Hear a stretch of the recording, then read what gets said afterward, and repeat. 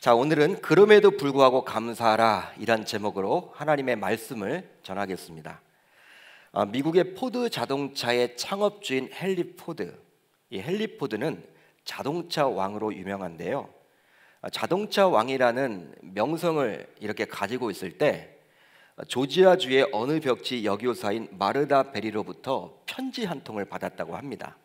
내용인즉슨 아이들을 가리키다 보니까 이 피아노가 필요한데 피아노가 한 1,000불 정도 되니까 이 1,000불을 좀 1,000달러를 기증받고 싶다.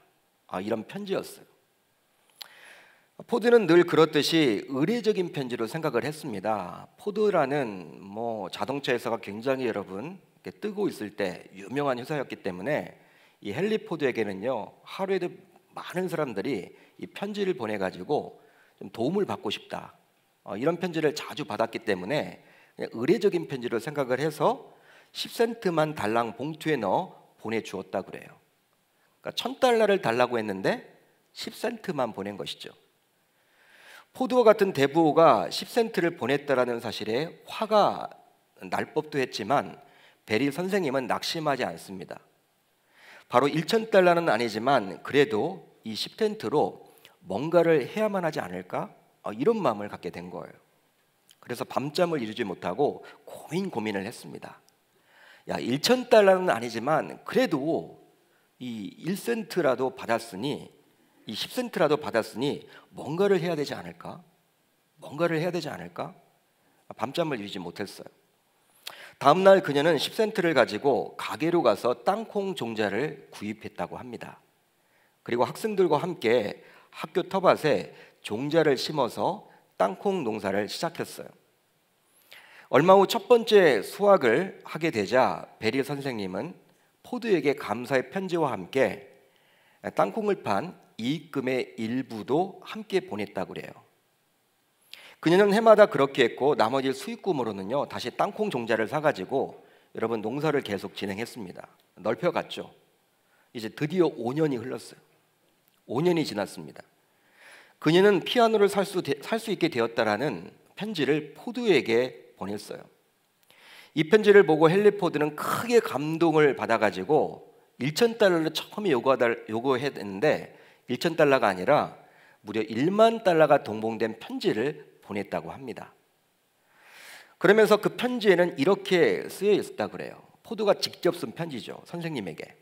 지금까지 도움을 청하는 수많은 사람들을 보았지만 도움의 가치를 진정으로 아는 분은 베리 선생님 뿐입니다. 당신은 내가 만난 최고의 사람입니다. 이렇게 여러분 편지를 썼다라는 거예요. 요청한 1,000달러의 1만 분의 1인 10센트를 받고도 오히려 감사한 마음으로 섬긴 그 여교사의 마음씨가 결국에는 어떻게 되었습니까? 열매를 맺었죠. 10센트에 10만 매게 되는 1만 달러라는 수확을 거두게 된 거예요. 즉 감사하는 마음만이 이룰 수 있는 기적이라 말을 할 수 있겠죠. 여러분 감사에 대해서는요 우리 크리스찬이라면요 모르는 사람이 없습니다. 다 감사를 해야 된다라고 이야기를 하고 감사가 중요하다라고 이야기를 하고 감사가 믿음이라는 것은 다 알고 있어요. 그렇지만 어떤 형편에서든지 감사한다라는 것은 결코 쉽지 않아요. 그게 여러분 쉽지 않습니다. 힘들고 어려울 때 불평하고 불만하는 것은 누구나 할 수 있지만 감사하기는 쉽지 않기에 그런 상황에서도 어려운 형편에서도 감사하는 사람을 하나님은 그냥 놔두지 않고 반드시 축복으로 되갚아 주십니다. 바로 감사는 축복의 통로와도 같기 때문이죠. 감사라는 것은요 축복의 통로라는 거예요. 따라서 다음의 말이 맞다고 볼 수가 있겠죠.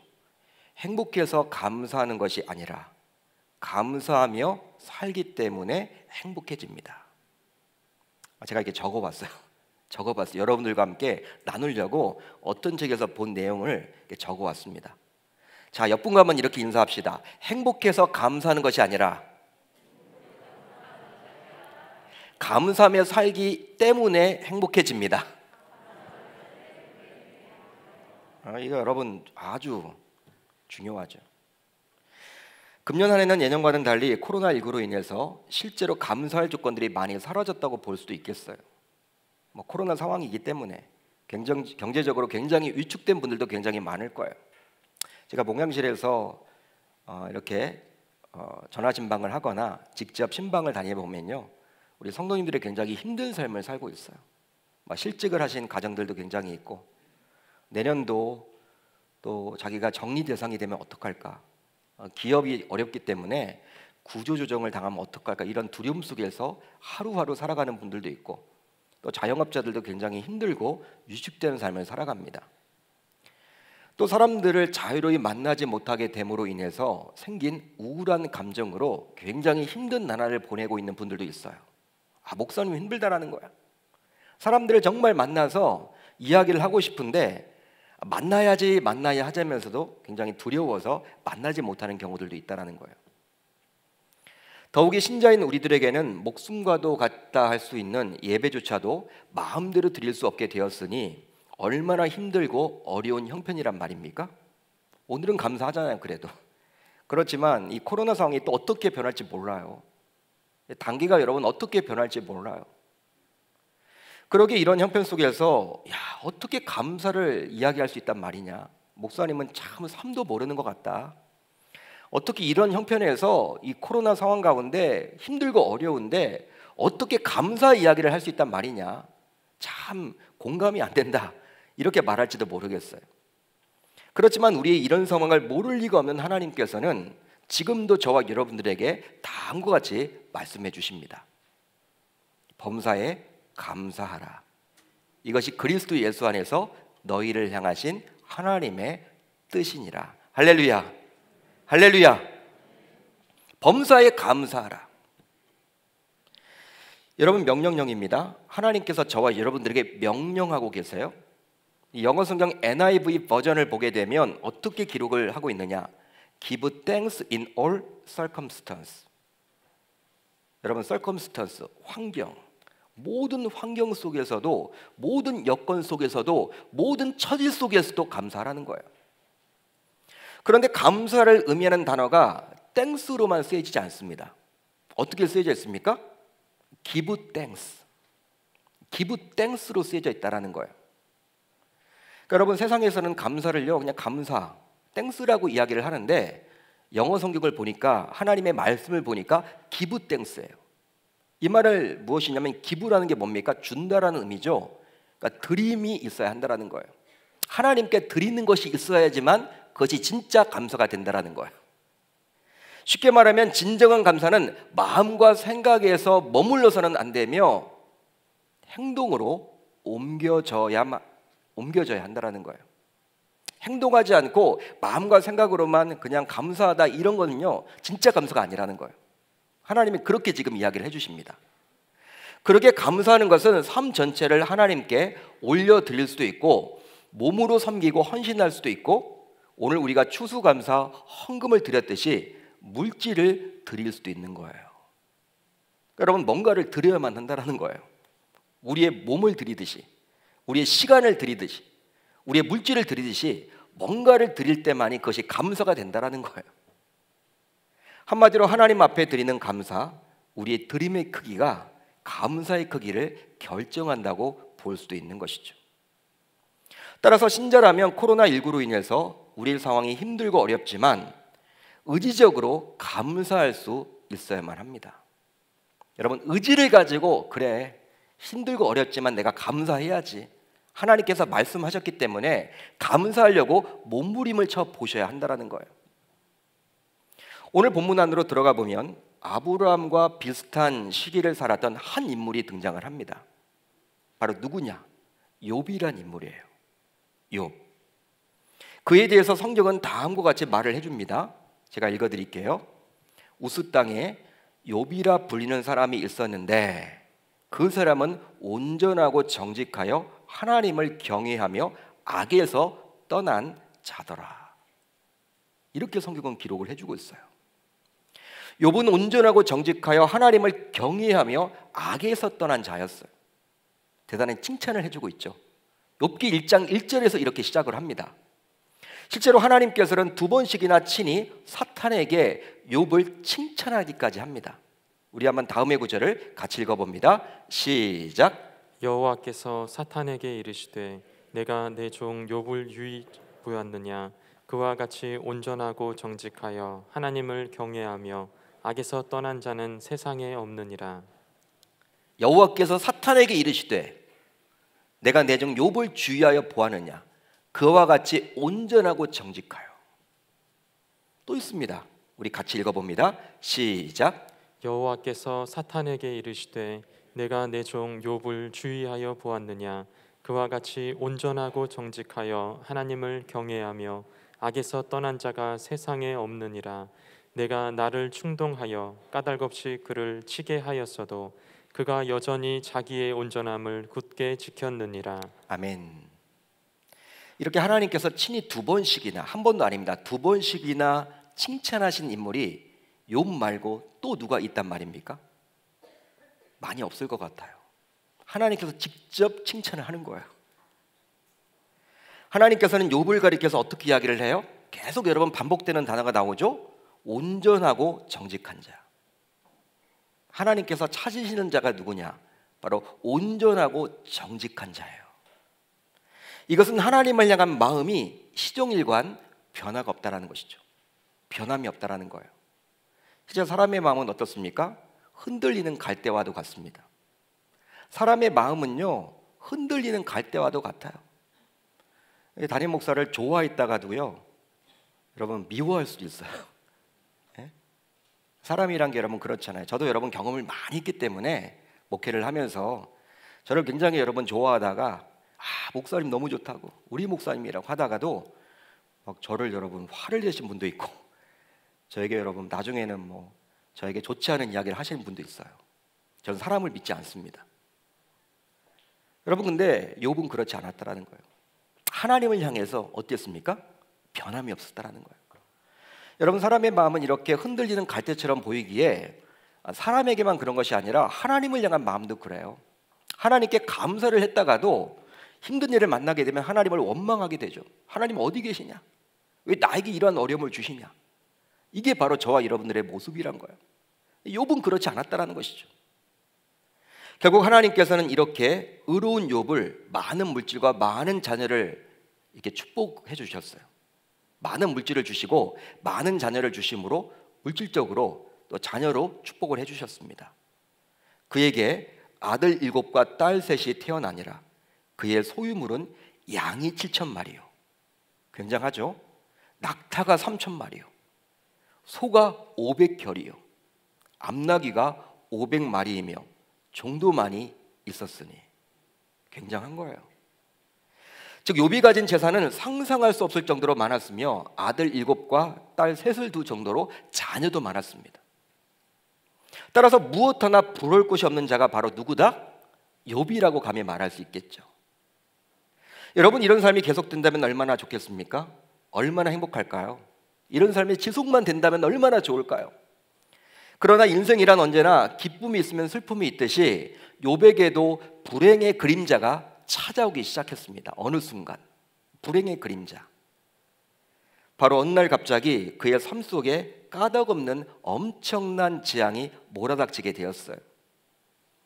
즉 그 많던 재산이 한순간에 모두 사라졌습니다. 그 많던 재산이 한순간에 모두 사라졌어요. 마음 아픈 것은요, 10명의 자녀들이 하루아침에 죽었어요. 여러분 자녀 하나를 보내도 힘들 텐데 10자녀를 그냥 다 죽게 되었어요. 하루아침에. 게다가 그는 건강까지 잃게 되었습니다. 건강하면 좋잖아요. 건강까지도 잃게 되었어요. 결국 믿었던 아내조차도 하나님을 욕하고 죽어버리라고 이야기를 하며 욥을 저주하며 구박까지 하고 떠나버립니다. 아내라도 남아있어야 될 텐데 아내까지도 떠나버려요.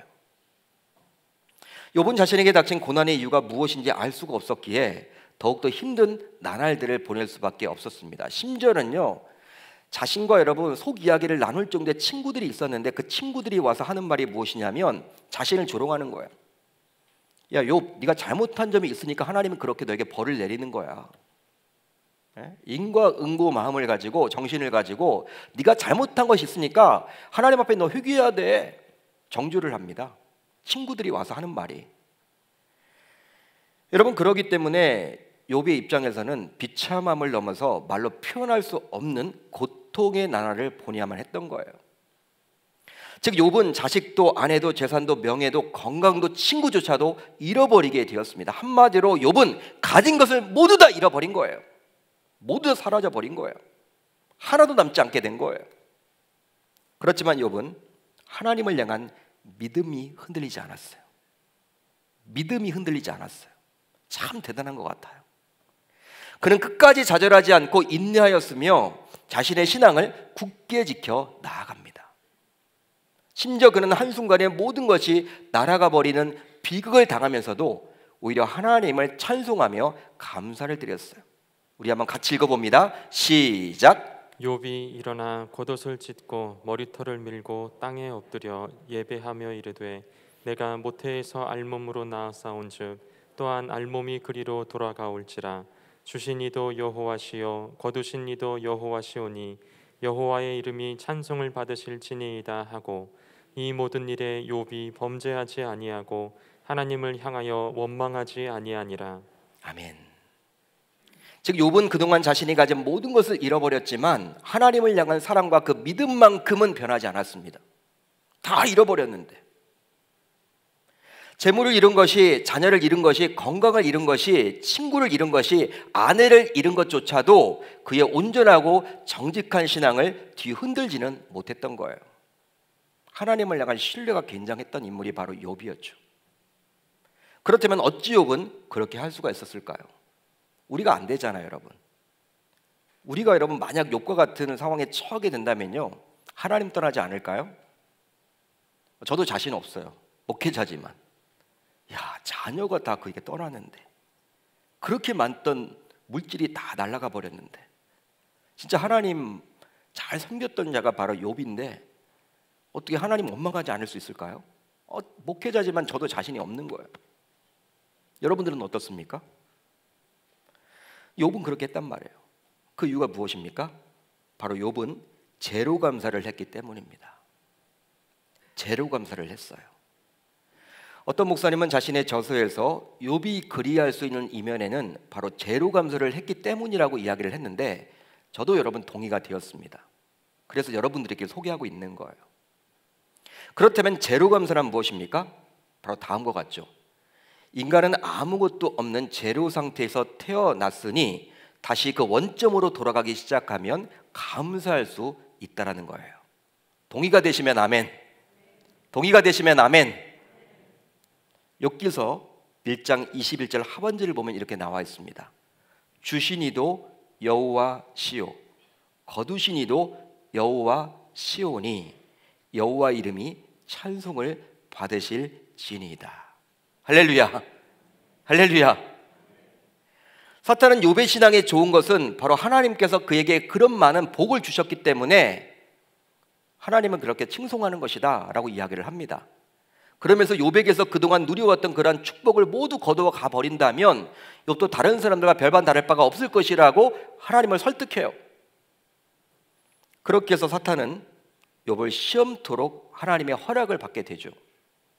결과적으로 사탄은 욥을 시험하기 위해서 그가 그동안 가지고 누렸던 모든 것을 빼앗아 버립니다. 그렇지만 이런 사탄의 예성은 빗나가고 말았어요. 빗나가 버렸어요. 보통은 어때요, 여러분? 하나님으로부터 많이 받았기 때문에 감사하잖아요. 하나님께 예배할 수 있잖아요. 이게 여러분 세상의 원래예요. 사람들이 그렇게 여러분 다 합니다. 자신에게 여러분 좋은 일이 일어나면요 다 감사 이야기를 해요. 욥도 그렇다라는 거예요. 그렇지만 사탄이 져버렸어요. 사탄의 예상이 빗나갔어요.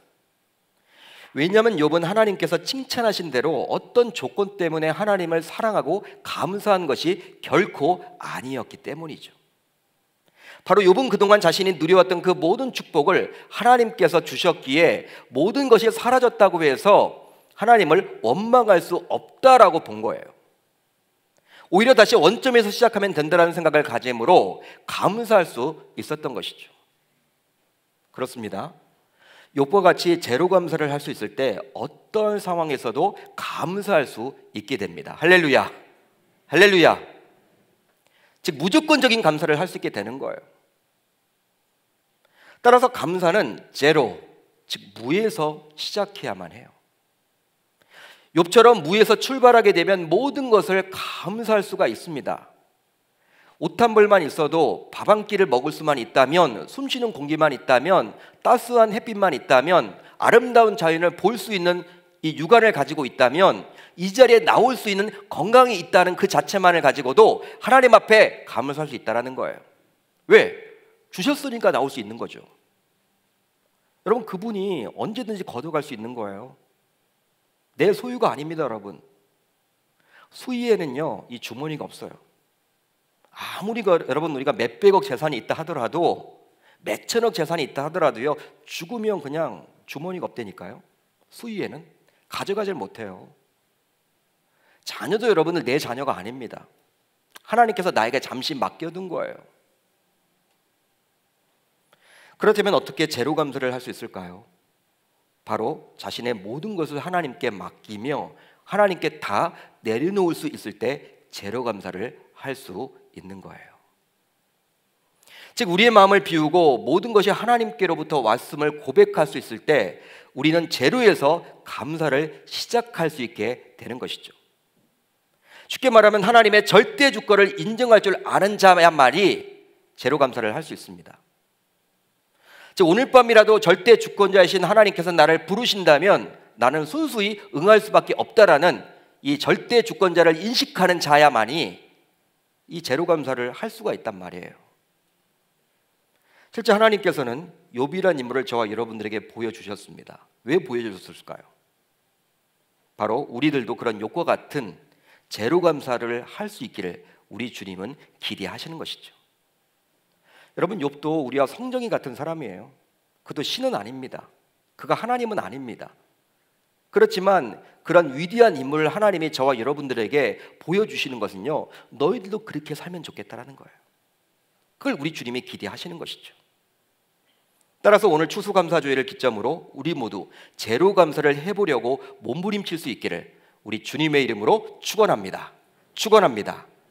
사랑하는 성도 여러분, 이런 제로 감사를 할 수 있을 때 하나님의 진정 원하시는 그럼에도 불구하고 감사하는 수준의 단계까지 나아갈 수 있게 되는 거예요.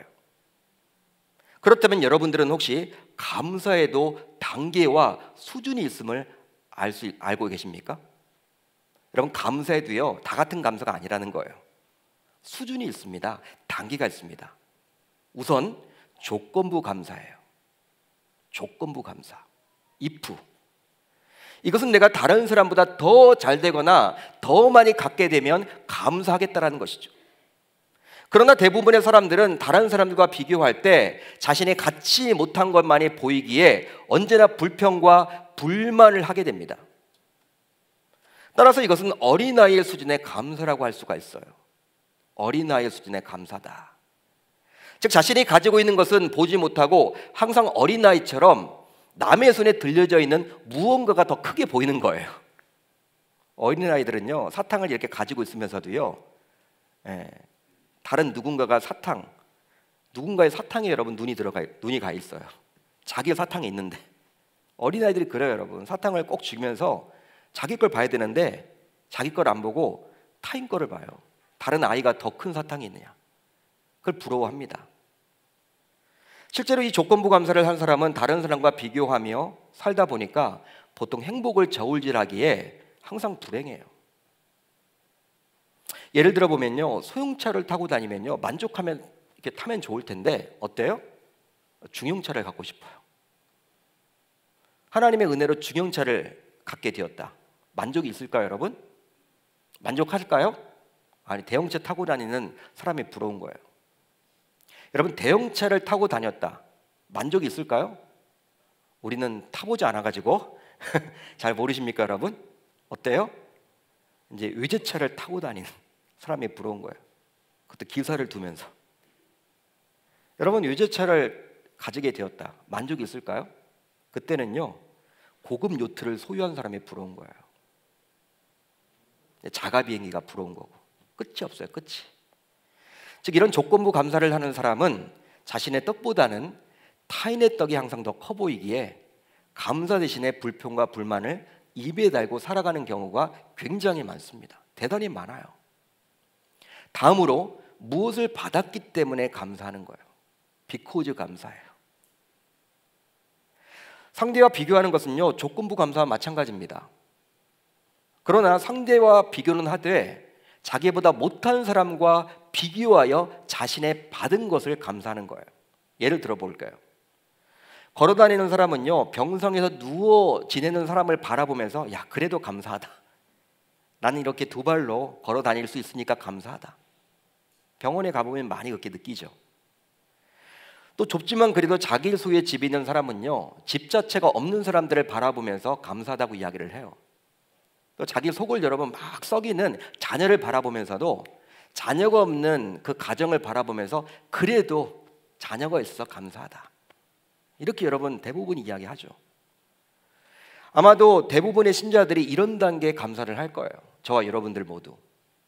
그렇지만 엄밀하게 말하면 이건 역시 받은 것이 있기 때문에 감사한 거예요. 자녀가 있기 때문에 감사한 거고, 자기 집을 소유했기 때문에 감사한 거고, 건강이 주어졌기 때문에 감사한 거라니까요. 물론 하나님은 우리가 받은 그 은혜를 기억하며 감사하기를 원하시고 그 감사하는 사람을 기뻐하십니다. 저는 그것을 부정하고픈 마음은 없어요.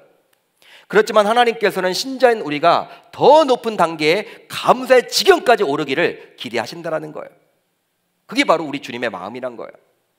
그러니까 비코즈의 감사, 뭐뭐 때문에 감사에 머물러서는 안 된다는 거예요. 어느 단계까지 올라가야 합니까? 바로 그럼에도 불구하고 감사입니다. 힘들고 어려운 고난 속에서도 그럼에도 불구하고 감사하는 것이죠. 이 감사는 조건부 감사가 아니라 또 무엇을 받았기 때문에 감사하는 것이 아니라 조건과 받지 못함을 뛰어넘는 감사를 말하는 거예요. 비록 인간적으로 볼 때에는 전혀 감사할 수 없는 처지이지만 모든 것을 잃어도 감사하는 것입니다. 그러기에 앞에서 살펴본 욥처럼 제로 감사를 할 수 있는 그 사람만이 그럼에도 불구하고 감사를 할 수 있게 되는 거예요. 여러분, 하박국 선지자야말로 그럼에도 불구하고 감사를 했던 대표적인 인물입니다. 제가 말씀을 읽어드릴게요.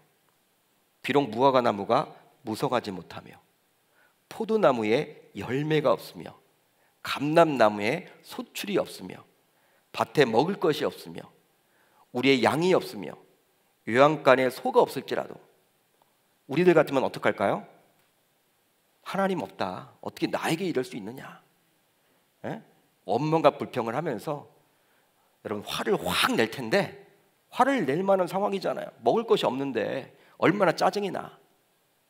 열심히 노력을 했는데 열심히 내가 이렇게 섬겼는데 왜 나에게 은혜를 베풀어 주지 않냐? 이렇게 하나님 앞에 따질 기도할 텐데 하박국은 그렇지 않았다는 거. 어떻게 했습니까? 하박국은 나는 여호와로 말미암아 즐거워하며 나의 구원의 하나님으로 말미암아 기뻐하리로다. 할렐루야. 할렐루야. 당시 하박국 선지자는 초강대국이었던 바벨론이 자신의 나라인 유다를 침략할 것이라는 소식을 사전에 접해서 알고 있었습니다. 하나님의 선지자이기 때문에. 그렇기 때문에 극한 두려움에 휩싸였어요. 어느 정도였느냐? 그 극한 두려움이 내가 들었으므로 내 창자가 흔들렸고 그 목소리로 말미암아 내 입술이 떨렸도다. 무리가 우리를 치러 올라오는 환난 날을 내가 기다림으로 썩이는 것이 내 뼈에 들어왔으며 내 몸은 내 처수에서 떨리는도다. 하박국 선지자는 바벨론의 침입으로 인해서 온 나라가 쑥대밭이 될 것이며 성전은 파괴될 것이며 수많은 사람들이 죽을 것이며 또 포로로 끌려가게 될 것이다. 이걸 미리 여러분 보게 된 거예요. 자신이 그렇게 사랑하는 백성들이 그런 큰 어려움을 당한다는 그 사실을 미리 맛보았기 때문에 어느 정도의 두려움이 있었습니까? 바로 창자가 흔들리고 뼈가 썩는 고통을 당하는 거예요. 여러분 실제로 어느 때 여러분 창자가 흔들릴까요? 그런 고통을 당해본 적이 있어요? 창자가 흔들린다. 뼈가 썩는다. 극심한 고통이죠. 극심한 고통이에요. 암 환자들이요, 이제 말기로 가면요, 이제 죽을 날이 얼마 남지 않았을 때 그렇게 고통을 많이 겪는다고 그래요. 근데 그런 고통 이상이겠죠. 하박국이 그걸 지금 느끼고 있는 거예요. 상상 이상의 고통입니다. 이런 두려움 속에서 이제 하박국 선지자는 하나님의 뜻을 묻습니다. 하나님, 내 나라 내 조국 유다가 왜 이런 어려움을 당하게 될까요? 내 백성, 하나님 앞에 죄를 지었지만 그래도 내 백성인데 어떻게 하나님 앞에 예배드리는 성전까지도 무너질 수 있단 말입니까? 어떻게 포로 생활을 감당할 수 있을까요? 어찌 우리나라에 이런 일이 있을까요? 여러분, 환난 나간 이유를 정확하게 몰랐기 때문에 하박국은 하나님께 물어요. 묻게 되죠. 그런데 놀랍게도 하박국 선지자는 기도하는 도중에 어느덧 그럼에도 불구하고 감사하는 단계까지 나아가게 되었어요. 바로 구원을 베풀어 주신 그 하나님으로 인해서 기뻐하고 감사하게 되었기 때문이죠. 즉 앞으로 만나게 될 상황과 형편만을 바라본다면 결코 감사할 수 없으나 그런 환경에서도 자신을 구원하신 하나님이 계시기에 감사할 수 있었습니다. 따라서 그럼에도 불구하고 감사하는 것은 하나님께서 저와 여러분들에게 기대하시는 최고 단계의 감사임을 이 시간 믿을 수 있기를 바랍니다. 그렇다면 이제 나의 감사의 단계를 한번 점검해 보았으면 좋겠어요. 나의 감사는 어디에 지금 현재 머물러 있습니까? 어느 수준입니까? 조건부로 감사하고 있습니까? 아니면 무엇을 받았기 때문에 감사하고 있습니까? 또 그것이 아니면 그럼에도 불구하고 감사하는 지경까지 올라가 있습니까? 조건부로 감사하거나 무엇을 받았기 때문에 감사했던 성도라도 상관없어요. 이제부터 결단하시면 됩니다. 이제 오늘부터 오늘을 기점으로 하박국 선지자와 욥처럼 그럼에도 불구하고 감사해 보겠노라고, 감사하겠노라고 결단하고 돌아갈 수 있기를 우리 주님의 이름으로 축원합니다. 축원합니다.